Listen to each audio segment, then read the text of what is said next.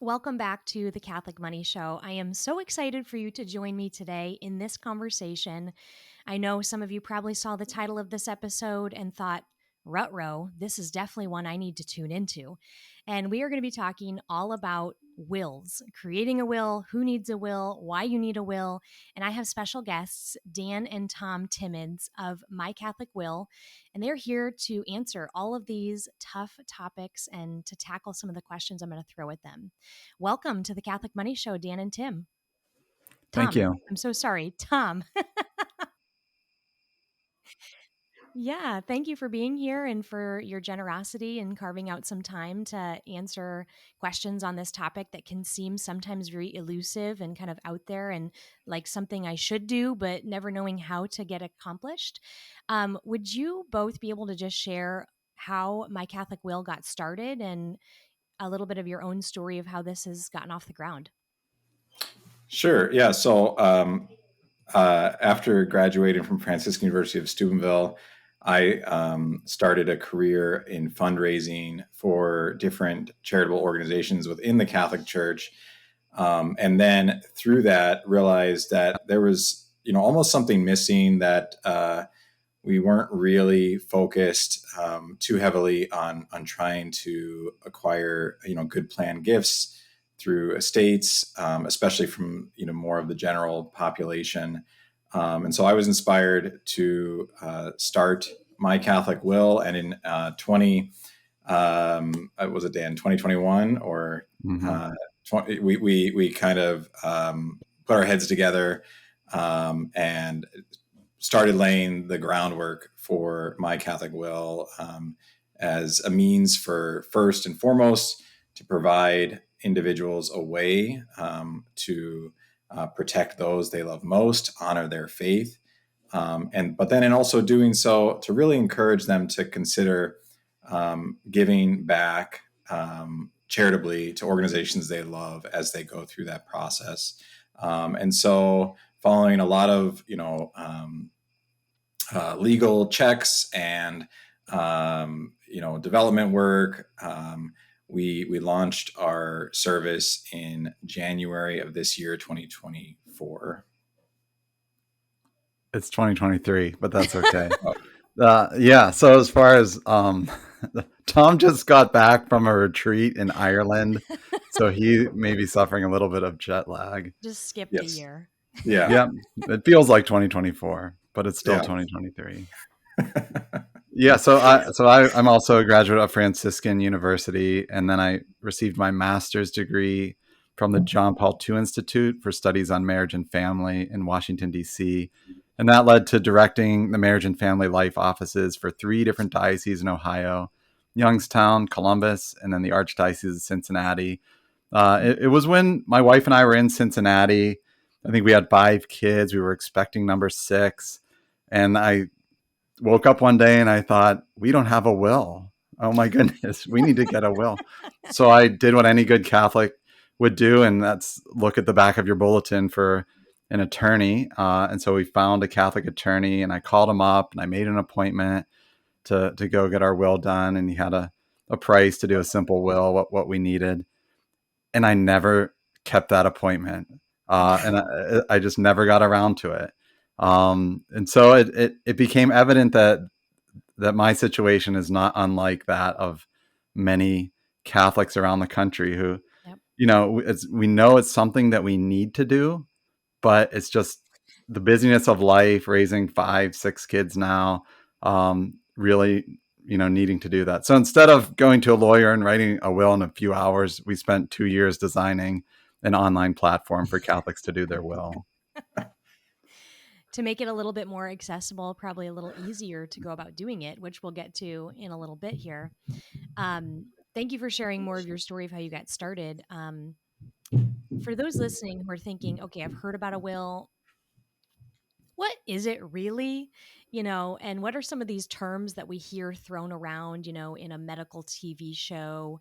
You hear things like power of attorney and living will and final will, and in movies you hear terms. And so could you just define some of those things? Yeah, so what our platform right now we offer is a legal we offer a legal will for people to sort of decide where their assets will be distributed upon their death, sort of final wishes and funeral plans, and that sort of thing. You'll hear the other terms, living will, which is not actually a Catholic term, because a lot of the living wills um, aren't really living wills. They're like removing.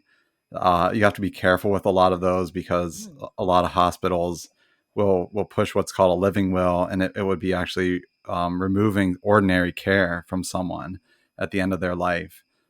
So as Catholics, we believe that ordinary care is necessary.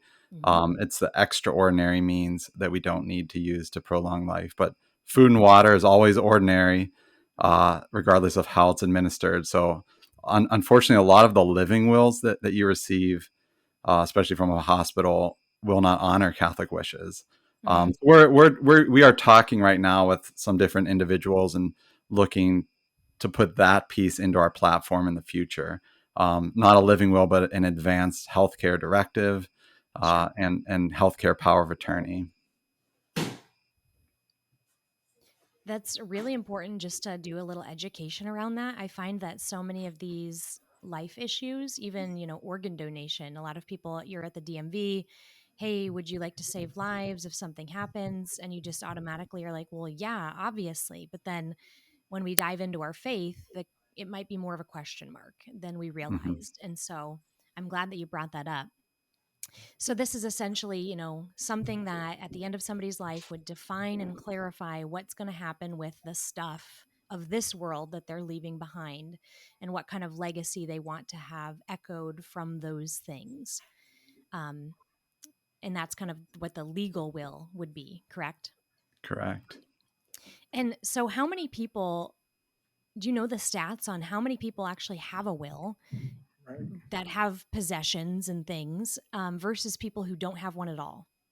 Right. Yeah. So it's kind of surprising. I know it was for us the first time we kind of heard these statistics where we're seeing somewhere in the range of 60 to 70% of all adults do not have a will today. And I believe, I forget the stat, Dan, those over the age of 65, I think it's It's a quarter of those over age 65 don't have a right. will. Right. So obviously you might Wow. think, oh, well, if you're 18 years old and you don't have a will, that's not all that terribly surprising. But um, for older adults, it's quite not only surprising, but also concerning that the necessary important steps to not only protect their future in terms of how to divide their assets to loved ones, but just all those final wishes after they're gone are not being recorded down, whether that's even simply providing instructions for funeral mass or other sort of last wishes, and then it's left up to either the state or the descendants, the family, on how best to determine how to divide that estate, and it's not always in line with what that individual would want. So that's why what we're seeing is how critical and crucial it is for people to take those steps, to not be afraid of completing the task. What we're finding is the number one reason, as Dan sort of indicated earlier, for not completing a will is simply just not getting around to it, right? So we all have very busy lives. But again, this is one thing that our platform seeks to just eliminate that challenge of that this needs to be a difficult process, that this needs to always involve an attorney, that this needs to take a long time to Hmm. produce. And we've tried to really simplify that and streamline it as much as possible to allow individuals with a basic, sort of estate plan to complete the process in as little as even 15 minutes on our platform. That's awesome. Yeah, anytime you can eliminate that friction, it's just going to help it be more accessible and increase someone's ability to actually get it done and to get in there. But it's so true. It feels like one of these tasks. We all know, we all have a probably a charcuterie board of tasks that we feel like this about, that they're going to take forever. It's going to be a slog. I'm going to hate it.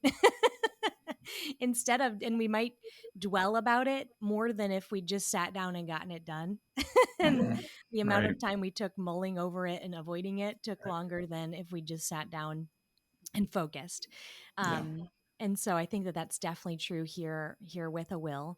Um, Something that you had mentioned was just, a quarter of older adults don't have this. And a question that we've gotten asked about, even in Wallet Win, is a lot of people seeing this.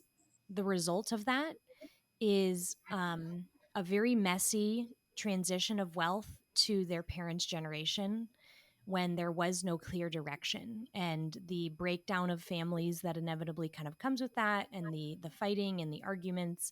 Have you seen that, and have you seen how a will could kind of maybe would have righted that? Hmm. Yeah, no, absolutely. Even from personal experience, different loved ones, passing away without a will, or even in parish community. I remember a story here at the parish I attended where there was a woman who basically promised the church her home, to bequest that onto the parish. And she had no family, at least as far as everybody knew. Mm, And then she had passed away, and family from distant parts of the world came into the picture, and the church was no longer a recipient of her home and able to use that money, for their own benefit. So they couldn't really do much to contest anything because nothing was recorded or written down. And so obviously it was sad, because this is a woman that was daily mass communicant, and really just mhm, this was the number one priority in her life. And just again, one of those things where we need to look at the idea of, I think, a will, and sort of take away any sort of connotation of you know fright that, hey, if I'm putting this on paper, this is sealing my fate. I'm this means I'm leaving this world. But really, it's about recording what you love most, right? mhm, And making sure that your family and those that you love most are protected. And that's really what the statement of a will provides. And it's something that doesn't need to be final in the sense of, when it's completed, it should be updated, right? So if life circumstances change and you have more children, or you move from one state to another, this is something that should be revisited time and time again, and updated, as you would update other important documents. Right. And I know you just got a new puppy there. So you might be thinking like, which of my children would get my puppy? And you can always go back and change that later, right? So it's I think that's like Tom said at the end there, that's what I was about to say. What was a lot, I think one of the reasons that people actually don't do the will is because of this idea that this is my absolute final last will and testament, and everything mhm, needs to be exactly right, all the t's crossed, the i's dotted. I need to know where everything goes, and that's not the case. So what you're going to find is you're the first will you do may be fairly simple, and that's what our platform provides, an ability to get that very first will done if you don't have one. And then as you grow, as you start your eighth business, when you have, vacation homes in multiple states, our platform probably doesn't work for you anymore. So it's time to update that by visiting a great Catholic attorney. mhm. Yeah, and that, I mean, that brings another topic of conversation. Sometimes people, a will is enough, and then for some, maybe something like a trust that the will goes alongside, etc. But that would be for that secondary scenario, more of that ongoing, management of an estate. Um, when I think of a will, I think of this idea of good stewardship, and we're always talking about um, the good steward and how we can be managers of the resources entrusted to us. Because the Lord, He gives to us, but He expects a return. He expects us to give back with increase. It doesn't matter if it's our money or our time. Um, he wants us to give Him back the things that He's given us, but with more. And that's quite a tall order. It's a real challenge. But I see that a will could really fall right in alignment with this. And how have you seen the idea of, a will kind of stepping right alongside somebody's desire to be a good steward of all the resources given to them? Right. Yeah, absolutely. So, one of the important things that we built into our platform was specifically to partner with charitable organizations, encouraging individuals to give back, consider a gift of charity in their estate plans. I know the first time that I did a will, my wife and I were traveling. We had two young kids, and we just wanted to make sure that they would be taken care of. But one thing we didn't think of was giving back to God. I mean, this is something we think about, whether we're supposed to think about, on a weekly basis when we attend mass and give in the collection or give to other charitable organizations we support.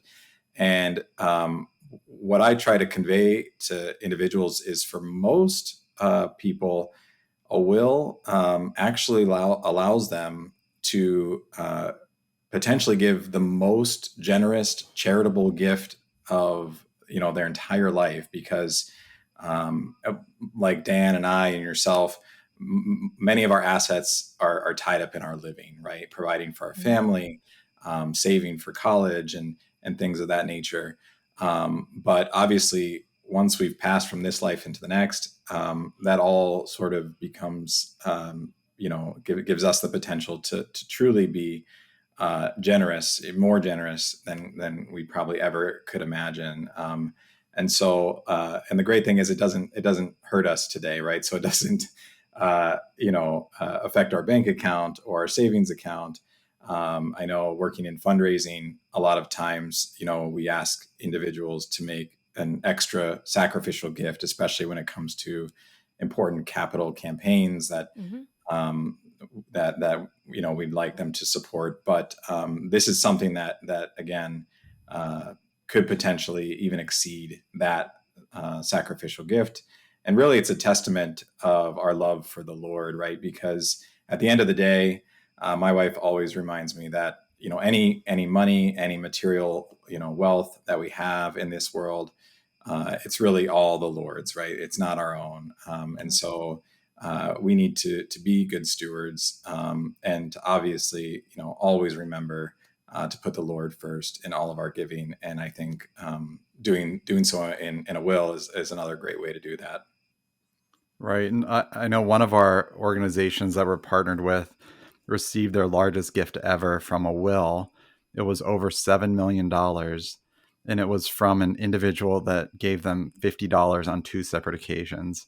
So it's What? someone that cared about the organization at least a little bit, but cared enough to add this organization into the will. And when the entire estate and property were divided, it ended up being a gift of over 7 million. So that's really giving Amazing. in a will can be really significant, as Tom said, Mm-hmm. because a lot of our assets are tied up in living, and that can be really one of those meaningful gifts of our whole life, can be after our death, which is biblical also, the grain of wheat that Yes. dies and bears much fruit.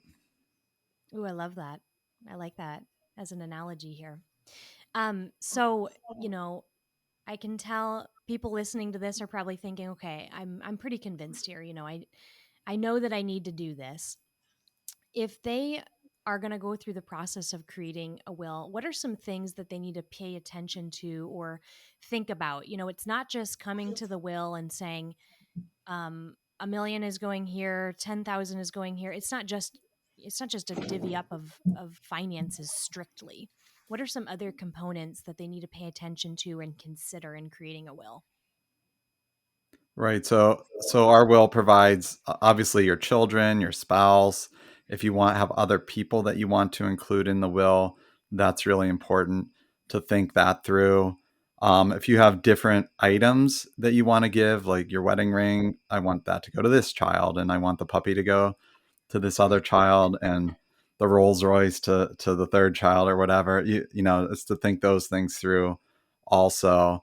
Also, we have a section for funeral plans and burial plans.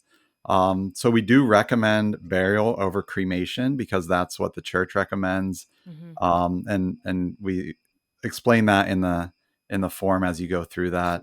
We also have a section where you can request masses for your own soul after you pass. That's paid out of your estate. So Oh, I like things that. like that. If you know, if you have those things planned, great. If you don't, you can skip over that section in the will. So it's not, we don't strictly require it. And then the one thing that everyone needs to name is an executor or a personal representative, which is because after you're gone, you can't obviously administer your own will. So you need to appoint somebody to do that for you. A lot of times it's the spouse, but if you're not married or you don't want to burden your spouse with that task, you can name others and alternates. And then the final thing is if you have children under 18, Mm-hmm. you are going to want to make sure that they are taken care of, Yep. especially if both husband and wife pass away. So it's really and that, I feel like that's really the most difficult decision, at least for my wife and I. Yep. Planning our own will is like who, and almost the most crucial decision. Like I can decide where the money goes, but where Yep. who where are the children going to go, to which relative or which friend? So that's something Right. to certainly pray about and think about before jumping in to do the will. Yeah, and that's and on that point too, that's something that obviously, like we said earlier, that you can adjust and change over time. Yep. Our youngest sister, I know, went through our platform, and then she got stuck. We noticed that she didn't complete the process, and so this is early on when we had just we released the product, and I was like, was there a problem or did something happen along the way? And she said, well, I got to the part on where to name a guardian for our child, and I really didn't know what to do there. Mm-hmm. And then so we informed her like, hey, this isn't something that needs to be your final Yep. wish, in the sense of you're never going to adjust it or never going to update it. But the concern is, if you don't name a guardian for your children, is that tasks then typically will fall to the state to decide, right? So and when you frame it that way, many times it's much easier to at least put somebody down, right? That you trust, that you believe would care for your children as you would. Mm-hmm. Right. I think that is the point, that when you don't decide, you actually are making a decision, Yep. and your decision is the state gets to decide these things, which I think is a decision that none of us want to do. We don't want to Right. give the state that much power. Absolutely not. I know that, that's been a hard decision for us as well. Every time we sit down and kind of re-update things, it's just reevaluating that piece. If you maybe have kids when your own parents are still younger, well, maybe the natural thing would be, okay, grandparents would love them the same way and they still have some vitality in life. But then as they age and you start having more kids, now you're all of a sudden this would drain them. Or they Mhm. might not be the right person anymore. And then looking to maybe siblings, but then so many of us have siblings who've maybe left the church. Mhm. So there's just so many weighty things Right. to And, that, balance and there. now we're at the age where our oldest is about to turn 18. So it's like, oh, wow, we could actually name Right. our oldest child as the guardian. Yes. Yeah. So it is really just a constant moving mark that you just have to kind of readjust, reevaluate. Um, just looking at this next chapter, what would work, to Mhm. serve the needs of the family. And so I know people get really hung up on that one. And so I love that you just said that this is a living, breathing document. This is not an in stone. This is not something that gets carved down and in blood. You can go ahead and revise it as things happen. Right. Any other clarifications that you could make for people on, what is a will versus what's not in a will? Maybe some misconceptions people have. Yeah, at least our platform, the will itself, it takes effect upon someone's passing. So it's basically sort of like as we're alive, we have free will, we can make our own decisions. So it's that same concept, but after one passes. So again, it's not the medical directives at this point, things that are happening while the individual is still living. But these are my wishes while I'm still capable, while I'm still have the mental capacity to make these wishes that actually take effect after. So that's really the whole concept of a will. And do you notice that people get stuck on the differences between a will and maybe a trust, or all the different terminologies? Do they confuse them and kind of jumble them all together? Mm-hmm. Right. I think yeah, there is definitely some confusion there. There's less confusion in the state of California because it's Oh. highly recommended that individuals create a trust. Mm. And the reason for that is it doesn't have to go through a required probate process, which I believe we've heard takes as long as 2 years. If an individual in California only had a will and did not have a trust, so there are some benefits to having a trust. There are some, obviously legal differences, Hmm. but in terms of getting the process started, what we really seek to do is sort of that first step in this, arena. Let's look at creating a will document.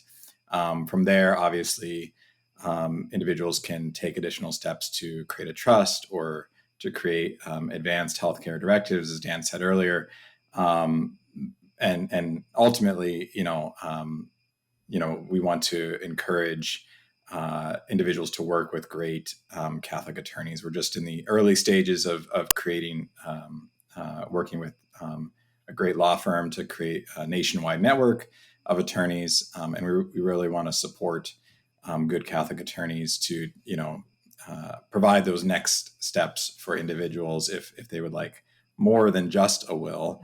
Hmm. But we do realize it's sort of like the least, the easiest, simplest form to complete, and something that's absolutely necessary. I would think. We work with a few different colleges in terms of partnerships. And I try to convey to them, just like your college graduates are going out and they're updating their resumes and they're opening bank accounts and they're purchasing cars for the first time.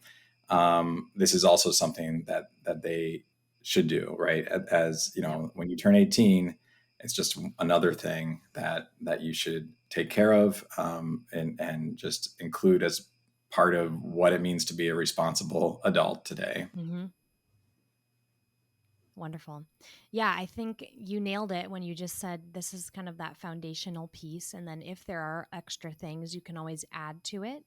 But that this is kind of that essential first step. And then if those other things make sense, then you go ahead and set up the appointment with the lawyer. And thank you for being willing to do the legwork on, gathering and trying to get together some level of a network of good Catholic attorneys. We have for years looked for that exact resource, because we work with so many people in so many different states and the laws are different, etc.